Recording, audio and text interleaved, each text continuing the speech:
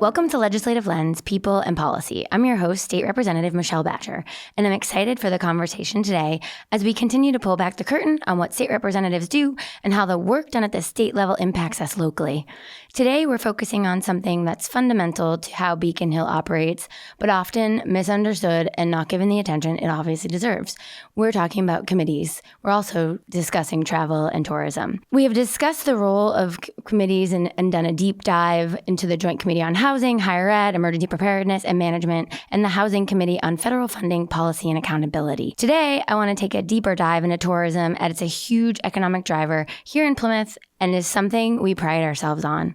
Today, we have State Representative Sean Garballey on for the second time. He joined us back on the fourth episode talking about the way committees function.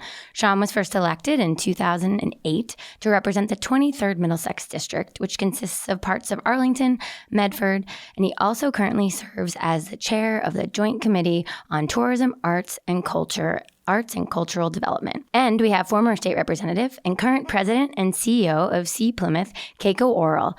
Keiko was a state representative for the 12th Plymouth District from September 2011 to January 2019. Keiko was just appointed to serve as the president and CEO of See Plymouth. She brings with her years of experience in the tourism world as the executive director of the Massachusetts Office of Travel and Tourism and as vice chair of the board of directors for Brand USA. Welcome to the podcast, Sean and Keiko. Thank you, Representative.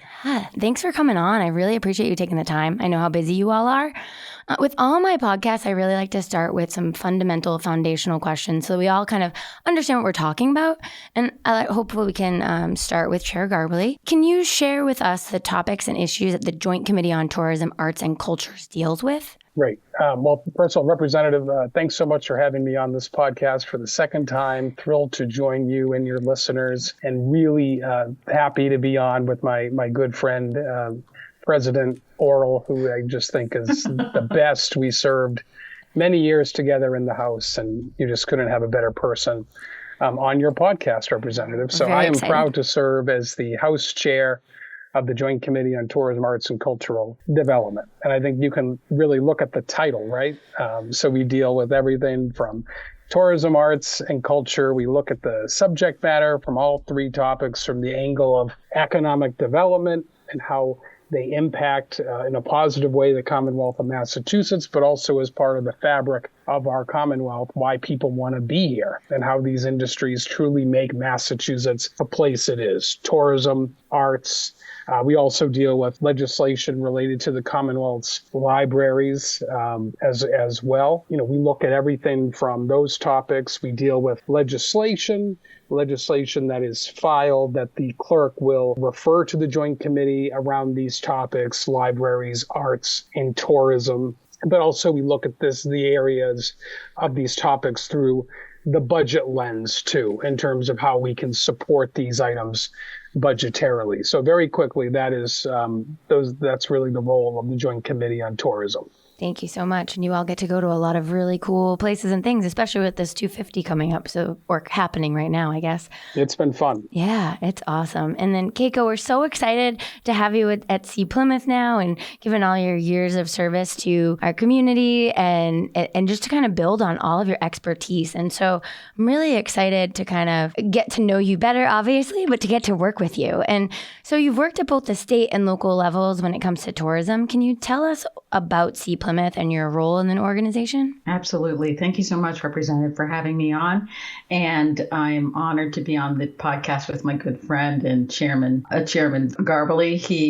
We actually shared a suite at the State House, and his office was down the hall. And he's been a great ally, great friend, great for the district and for the tourism efforts. I have been working at See Plymouth since March, and my role is to promote Plymouth County and all the beautiful places to see in Plymouth County. And we're working with the idea that history is just the beginning. There's so much more. Everyone knows the iconic Plymouth Rock, the Pilgrims, the Thanksgiving story, but there is so much more. And so America's Hometown, as the anchor of Plymouth County, is ready to show more places to the world. And we had a strong showing at our state of tourism legislative breakfast this morning. And there were representatives from around the county, and they shared amazing places. And so we're ready to go. Oh, I love it. And I love that during the See Plymouth, during the tourism breakfast, the state of tourism, asking us to share something different, because I really appreciated the opportunity to share. Everybody thinks when they think of Plymouth, they think of the Plymouth Rock, like you said, where they think of what it means to be from Plymouth is, oh, let's go see the Rock and we're done. But there's so much more to Plymouth and Plymouth County that isn't just the Rock and isn't just the Pilgrims. There's so much deeper.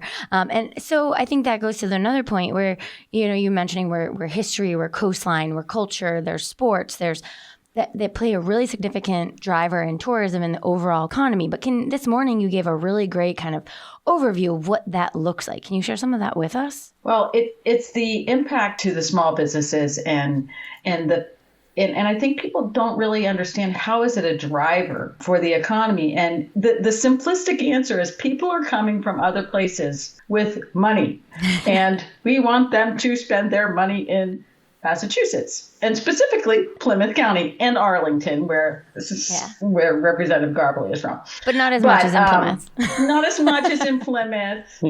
And so when people spend their money at our small businesses, that impacts our bottom line. And so we have $3.5 billion coming into Plymouth over the past 5 years. We have 156,000 jobs. Other people's money is providing for tax relief, actually, with their money, we're providing tax relief to households. So we're looking at the visitor impact to the local economy, and we're encouraging people to come, spend, stay as long as you can. Yes, it is really that ripple effect. I mean, that's what it is. They come and they visit, and even if they're here for an afternoon, they need to eat. They go to a store, they go to a museum. There's so many things that they're going to do. If they're here for the day, that also impacts the heads and beds and all of that. And so there's so much that goes in it, making sure that people who live in our community have jobs, as well as those who live in the surrounding area. So it is really important. And it's fun. Yeah, exactly. You get to see so many cool different places and things. And I don't know, I love it. I'm a huge history nerd. So I'm always down for, going somewhere and seeing something different and learning something new. Because no matter how many times you go to a place, you see it in different lights. And I think that's one thing I'm always telling people. Plymouth-Patuxent is in my district. Not only has it had a name change in the last 5 years, but in the last decade, it's really changed in how it approaches its history, maybe even more than 10 years, but how it approaches our history in Plymouth. It's not just here, come over here and look at what the Pilgrims did, and over here there's also this place with the Wampanoags, and it's like an afterthought. Now you enter through the Wampanoag, you then go to the Pilgrims, and you see how we move through, and the really learning about the people and the culture, and I think I want people to go back to things several times, as I'm sure you do. But, I know you are new at See Plymouth, but what is your perspective regarding what support the state actually what are the biggest difference on the ground that it can make? Like, I know you've had the experience with mass cultural grants and all those other supports, but what can the state do? And obviously, Sean will ask you this question after, but. So as the head of the Mass Office of Travel and Tourism, I was able to see the challenges that the regional tourism councils were facing. And for those listening that aren't aware, there are 16 regional tourism councils across the state that promote Massachusetts. And under the umbrella of the state, and we're promoting our unique areas of the state. And so the challenges that we face are that funding mechanism that gets disseminated across the state. And we don't receive funds from Mass Cultural, and I think that's been part of the confusion, because MOTT is different from MCC, which is Mass Cultural Council.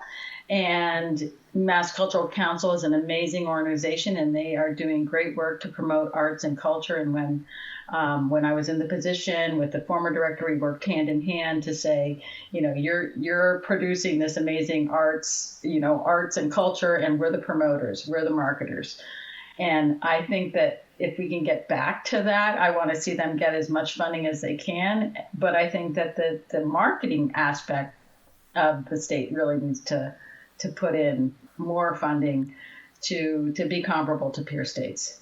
And Sean, this morning we had some discussion about that as well. So, and you talked about kind of the House side with the budget and how that went this time around, and some of your hopes for what's going to come out of the FY27 budget. Can you tell us a little bit about that? Absolutely, Representative. So I agree with everything that Keiko is saying, and I view the relationship of the legislature and the tourism councils as a partnership for how we can best and effectively market the Commonwealth of Massachusetts. Your initial question on the tourism industry, and I just want to really paint a picture of how it looks across the Commonwealth.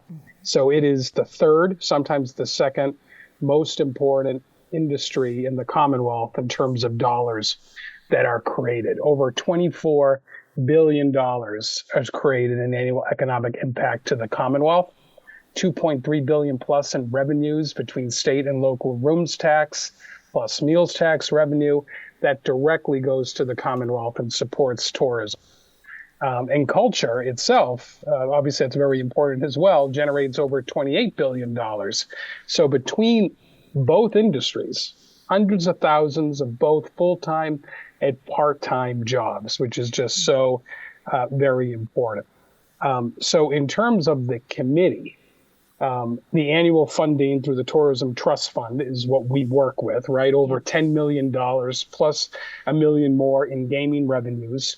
And my main goal, as always, is to work with folks like Keiko and the other tourism councils and the folks at Mott to increase this funding so that they have the tools to be able to market Plymouth and the surrounding communities the same as the other tourism districts can their municipalities as well. By giving them the resources to do it, they can market across the country and even internationally. And we talked a little bit at this morning's breakfast about how, due to the administration, there's been concerns and there's evidence that points this out, that folks in Canada and maybe other international locations are not coming to the Commonwealth and other states as they once did. That signals to me that we need to do a better job marketing to other states across the country. And the way to do that is to give the tourism councils like See Plymouth more resources to be able to do that. They are experienced individuals, they know this industry, and they know who to go after to encourage to come here to the Commonwealth. So the other things we do is, we also leverage tax credits that help the industry. Whether it's the Massachusetts Film Tax Credit, which is set up in statute, and more recently, we have a 5-year pilot program going on right now around live theater tax credits. These two industries are critically important around tourism to get people to come to Massachusetts. So those are a few aspects of what the committee works on. Thank you. And that both hitting on the marketing thing, which I can't scroll for more than a minute on TikTok. I'm not sure about either of you, but it's probably where I live without seeing a TikTok from See Plymouth with The Rock speaking to me in some sort of soothing voice, or also informing me of some lesser known area in Plymouth. And so I know that was kind of something that started last year and was part of a longer term grant. And I know this year you're changing your kind of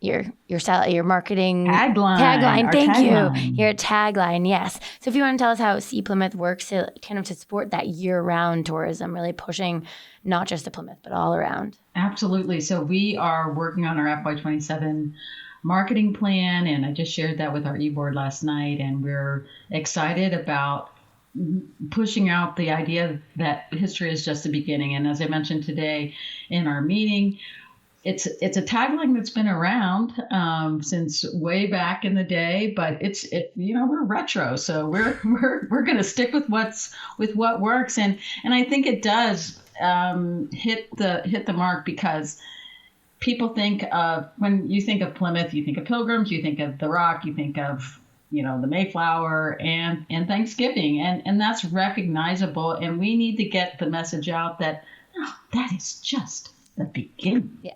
We have so much more.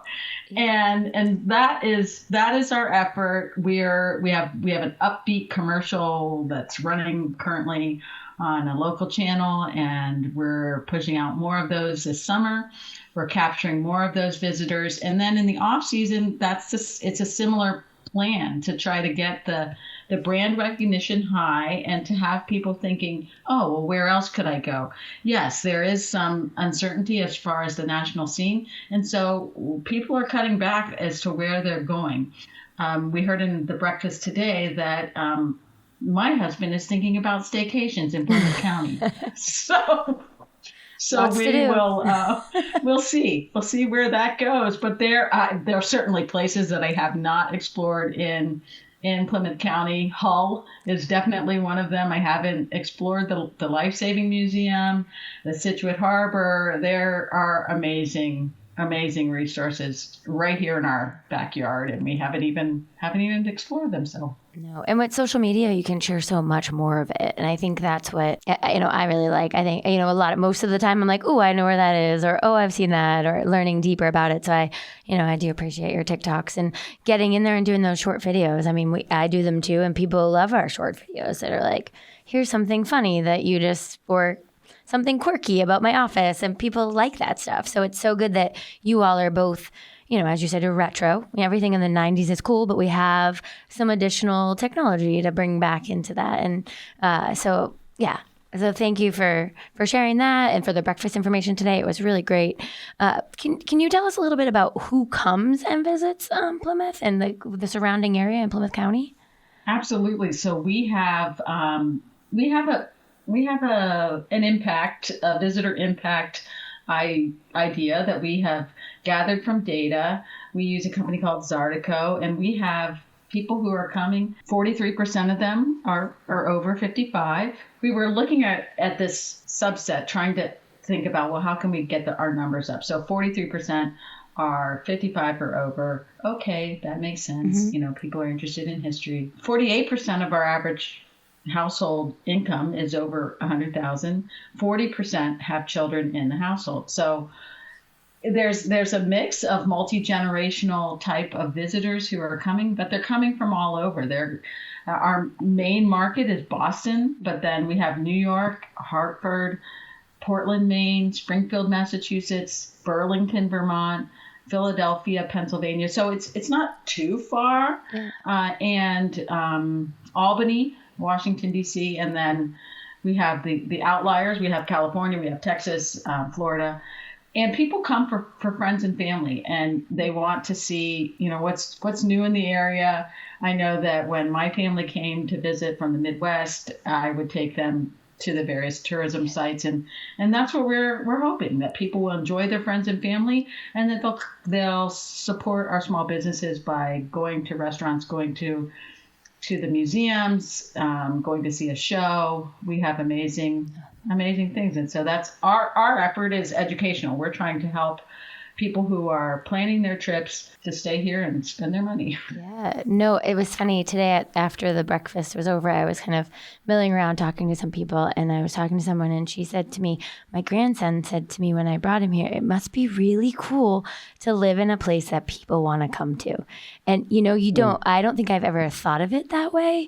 I've thought of it in like everybody knows it. It's easy to be like, oh, I'm from Plymouth. Everybody always knows where Plymouth is for the most part.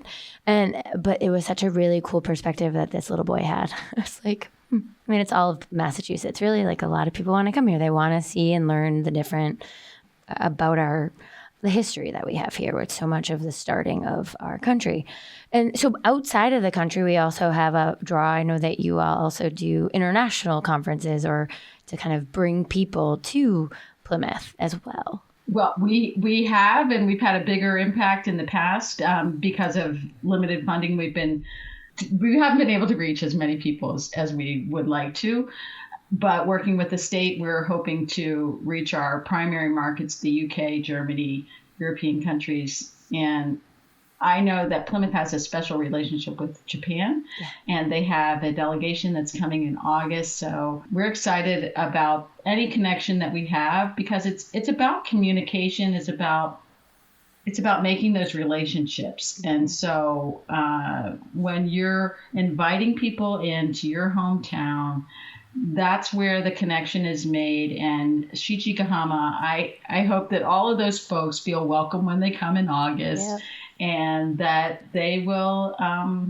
I know that in the past there have been instances where friendship cities have led to businesses coming and, oh, well, my friend was in that city, so I'm going to go set up in Fairhaven. Or it's that type of relationship that it does make a difference. So we're not as active in the international markets because of funding, but we're poised and ready because it's a known asset, and we have a strong relationship with Plymouth, UK, and also the Ireland, because of the South Shore Irish. Yes, and then we also have Plymouth Public Schools has a strong relationship with. Oh God, it's a school community right outside of Milan, Italy. Like we have a lot of different within the schools. There's one in France too that our students go to, and that cross cultural. It's so important. And like we were talking about earlier, I cannot wait for the Shikama to come here and to have the Council General here to really talk to them about the importance of. I think that international experience changes all of us, and even if you can't get there yourself, having these conversations, knowing people and understanding there's a wider world, it teaches us so much about ourselves. It teaches us so much about the world around us, and I think makes us stronger, more adaptive people. I know when I went with the group, and I know we're not talking about this subject, but when I went with the group to Shichigahama, we had a handful of kids who'd never been out of the country before. They'd never been on a plane. They'd never experienced any of that. They'd never had different food. One of them, it was funny. She did not eat a lot of food, and so she taught her family how to make macaroni and cheese, and then all the families are making macaroni and cheese. And so it was really cool. It was a great experience for them, and she now eats much more food than macaroni and cheese, but at the time that was her go-to, and now every family in Shichigahama who had a host child knows how to make it. But it was really, but as you say, we, both you and Sean have mentioned the importance of culture and arts. It's how we get tourism. It's how we get people to places. It's what events and what place. And we're so lucky in Plymouth to have that strong pull of not just come here, see the rock, come here, go to Plymouth Patuxent, but there's events at these places. We've got so much additional, which then trickles down into our local economy. We're very lucky to have everything that we have.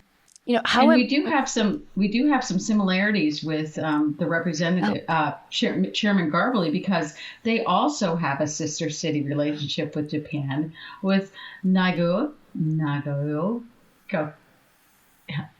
Mr. Chairman, can you say? It's Nagao Kakyo. Nagao Kakyo. Thank you, Mr. Chairman.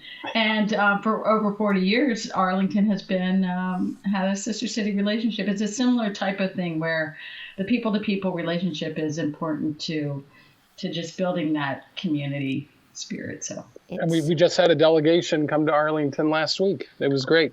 Awesome. You'll have to come when they come in the end of July, early August to Plymouth. I'd love that. Yeah, we take them all around, obviously. So we talk a little bit about that. Do you feel like from both of your perspectives, I mean, how important is that cultural institution to developing our tourism industry, that like going hand in hand? Well, from my perspective, I think it's critically important.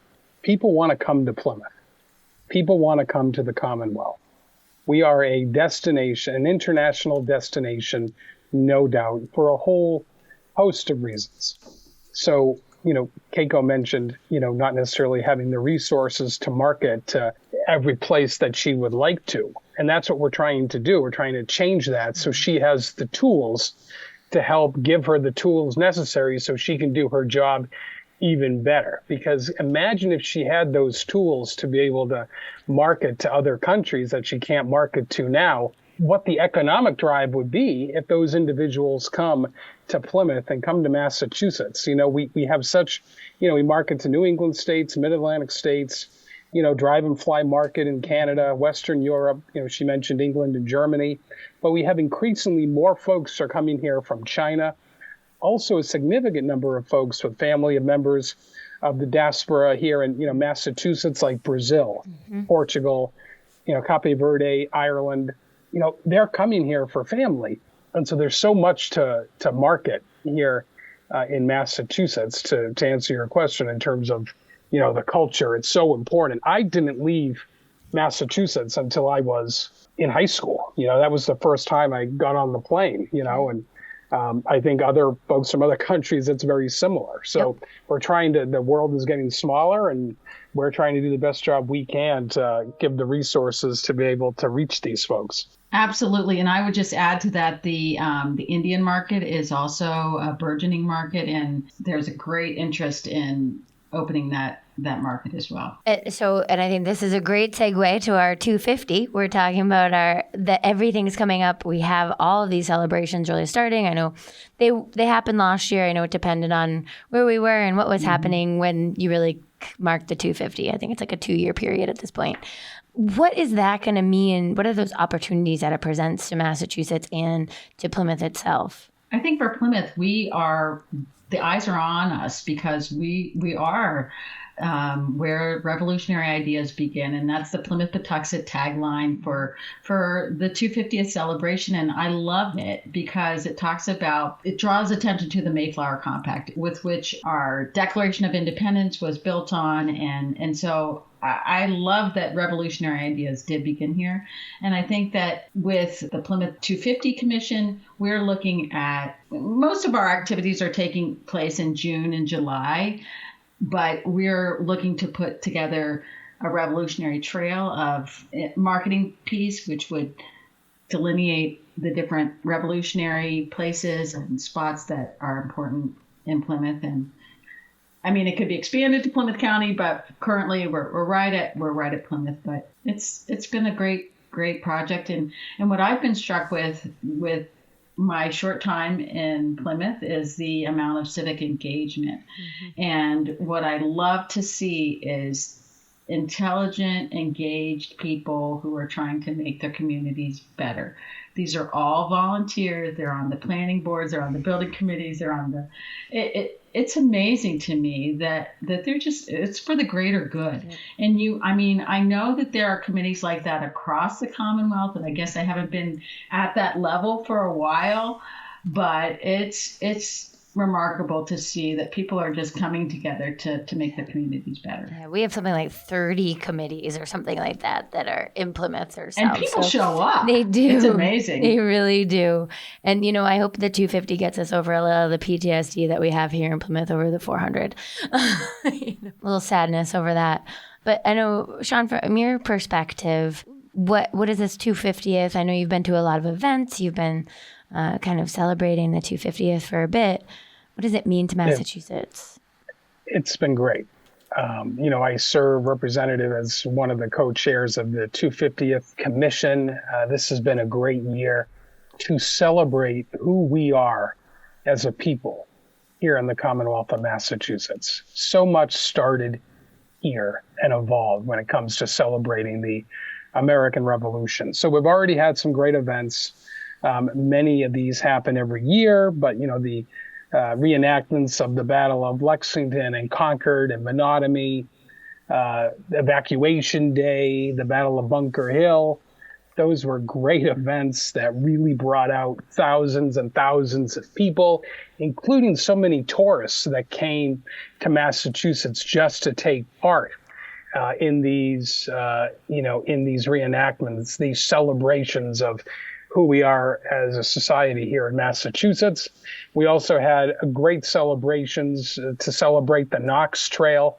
That was when General Washington tasked Colonel Knox to take all of the arms and armaments, sorry, can't pronounce that word, from Fort Ticonderoga to Boston, but he stopped, obviously in the Berkshires and different cities like Springfield to here. So we celebrated, we had like 6 events where we celebrated that and had thousands of people come to those events. And of course, the big celebration coming up this July, the 4th of July celebration, which will be huge this year, the biggest turnout we've ever had. It's a free concert, the Boston Pops. And of course, dozens of celebrations for Flag Day and the 4th in the towns across Massachusetts. But adding to that, Representative, we have Sail Boston coming, we have FIFA coming. Thousands and thousands and thousands of visitors from around the world will be in Massachusetts this summer, and they're coming to Plymouth, and they're coming to the region. So this is going to be a really, really packed summer of different things to do from Boston to Plymouth and across the Commonwealth. It is. It really is going to be really cool. Just all that we hear about everything that's, in Plymouth, we have a few discussions. I know a committee was just put together. I think, Keiko, you're part of that, I believe. So hopefully we'll have some really fun things with our 4th of July here in Plymouth. And we also have a reading of the Declaration of Independence. Yes, and yes. one of the PSAs that we're putting out is that on July 14th, we're having a flag raising with the National Sheriff's Association in Plymouth, Patuxent. That will be happening down by the Mayflower, and we're excited to have a flag that's been across the country coming into Massachusetts, and we'll have a special ceremony on Flag Day, and we're asking citizens across Plymouth County, across the state, fly your American flag. And we're asking folks to do that through July, keep flying it. And we're just celebrating the 250, America 250. So that's one of the ideas. And then we have a big celebration coming up for the Saturday before the 4th of July. And we're going to have a whole week of exciting events that week in Plymouth. And then it doesn't end there because we have more. It's just the beginning. That's right. We have more. And we have some things happening on the 8th. We have some other things happening with the Antiquarian Society, some live events. Across Plymouth County, the Hingham Historical Society has amazing events that they've been putting on. So I'm encouraging people to check out seeplymouth.com to keep up to date. And the Mass 250 site we try to keep it as up to date as possible. And we include events across the state. So happy that people are interested in celebrating. It's great. We're really excited. Now we see those jumps in numbers for the 250, and we know that what's really important for our economy across the state as well, with tourism and here in Plymouth, is sustainability in some way, like what we can make sure that we continue to grow, that we continue to move forward, and that we continue to build. Because if we're not building on it, we're stagnant, and then we need that. The precious, as you say, it's like a tax deferment. We need that. So what is like See Plymouth, or what is the state looking to do to kind of really push that to make sure that we're more sustainable in the way that we're growing what we can do? I know a piece of it obviously is more funding. So from my perspective, the lessons that we learn from these events this summer, the lessons that we've learned from events we've had in the past, that, as an organization with MOT, with the different parties, the different tourism districts, with folks on the ground, is communication is key. That, instead of not over promising, but instead creating connections between individuals that do the work, and then creating a process where, because of that collaboration and that constant communication, we're finding a sustainable mix of public versus private funding. So the goal would be, with that collaboration and the communication that happens between our state and local and regional partners, we're able to, seize this moment in the summer. And then when we come from it, continue to do great things and advertise what Massachusetts has. Obviously, as I said earlier, Representative, our goal is to get Keiko more money, right? Yes. So she can do that work. But it's really important, to not overpromise, but to create that, break down silos and create that constant communication that will make all of this possible going on into the future, and really, build on so many people coming here. I would totally echo that, and I just want to emphasize again that it's relationships, and Mr. Chairman and I have we've known each other for a long time, and I think that there's a level of trust that's been built, and that's where, if we're working together and we're communicating and we're understanding what's happening, that's where good things are going to happen. For me, I think that we need to work on the succession the building, bringing in the younger generations and helping people understand that within tourism and hospitality, there is a realm for living life and being able to have a career and being able to do something that you love and make all that happen. So we need to work with our universities. We need to work with our colleges to help them understand the pathways that are available within tourism.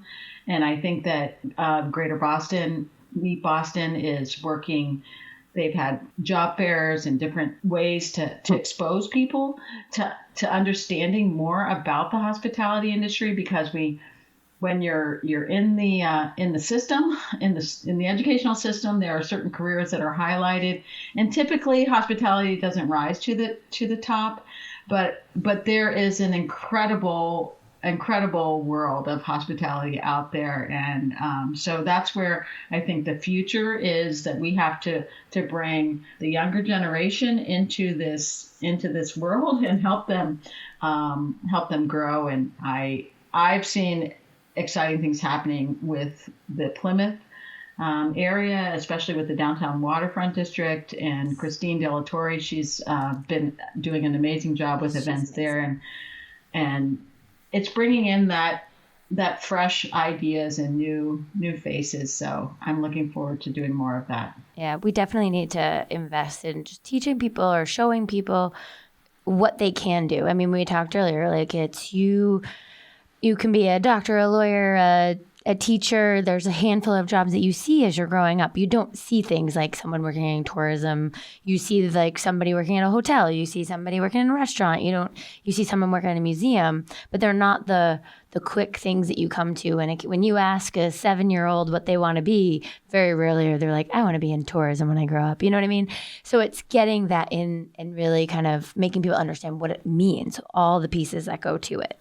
I think it's connecting people with folks who are in entrepreneurship. Yes. So the Plymouth Foundation is doing the entrepreneurship events with the middle school kids. Yep. and connecting them to the restaurants, and you know what, you could own a restaurant in the future, and it's that type of like opening your mind type of thing that is really important for all of our younger generation. Yeah. The Children's Business Fair is like one of my favorite things, where they start in 3rd grade and then it's going up into, fifth grade, and then it's going into our middle school and our high schools and really showing them. I mean, now we have kids who are selling their stuff at, local stores, which is really cool. And they're able to see that's not scary to be an entrepreneur. It's just scary to take a risk like that. And I think we could all do better to understand and that risks are scary, yes, but sometimes they end up going really well for you. You never know what's going to happen. And so I love that program. Thanks for mentioning it. The other piece, too, is a lot of changes have come to downtown Plymouth. I know we have the circuit. I don't know if you want to tell anybody about, we don't have the circuit anymore? No, we have the ride circuit. Ride circuit is a free service that is available in downtown Plymouth.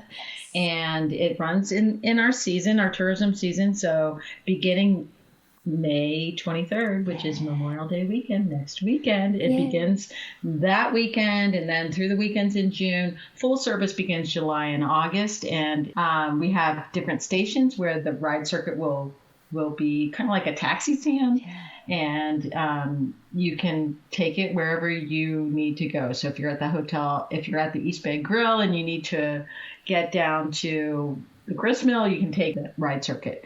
And the effort is really to improve transportation. We have other challenges with transportation for Plymouth, but this is just a free service that people have really enjoyed. It's something that has been around for a couple of years. This is its 5th year, and we're happy that it's coming online next weekend. Yeah, I've never taken it. Someday I need to, but it's usually always packed, bringing people from places that I'm like, I can walk, I'm good. But it really is a great service because and I think it also does connect our downtown, because it's not that big, but some people just don't want to walk from Water Street up to Court, or they don't want to they just don't want to walk around. And this way they can get up from one place to the other or get back to their car if they walk the whole length and they find themselves at East Bay Grill or wherever they might be. So it's a really great service. So I'm glad we're continuing that. We talked a little bit about our hidden gems. Is there a hidden gem that, Keiko, you want to share from Plymouth County? My hidden gem was on the CBS News commercial. Oh, yes. That is such a funny story because my husband is 5 generations Plymouth County. Yes. And I'm from away. I am originally from Cincinnati, but I went to school here in Massachusetts.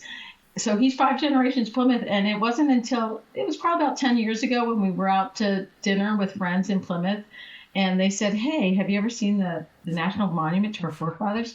And I think we thought it was something down on the waterfront. Yeah. I don't know. Like maybe the woman statue or something. And I remember it was sunset, and we were pulling up that Allerton Street. We were pulling up over the hill, and I'm like, what is that? Because it is humongous. It's an 81-foot granite statue, which was supposed to be even taller. Yeah.